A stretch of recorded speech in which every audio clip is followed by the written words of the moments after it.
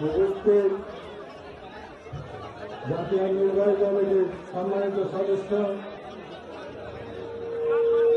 যারা নির্বাচন করেন উপস্থিত উপজেলার আহ্বায়ক মনোযোগ দিয়ে পরবর্তী আমাদের যে গুরুত্বপূর্ণ নেতৃবৃন্দ এখানে বক্তব্য রাখবেন ওনাদের কথা শোনার জন্য আপনারা মনোযোগ দিয়ে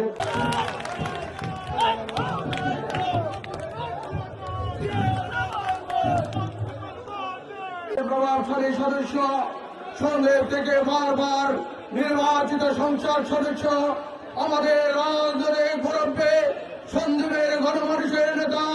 জনাব আলহাজ মুস্তফা কামাল পাশা সাহেব আপনাদের সম্মুখে বক্তব্য রাখেন। আপনাদের সর্বস্তরের সাধারণ জনগণের সাথে ইফতার ও দোয়ার যে আয়োজনের নির্দেশ দিয়েছেন সাবেক তিনবারে সংসদ সদস্য বর্ষিয়ান রাজনীতির আমাদের সকলের মুরব্বী জনাব মুস্তফা কামাল পাশা এন্ড ফারুক এমপি সহ সন্দেহ উপজেলার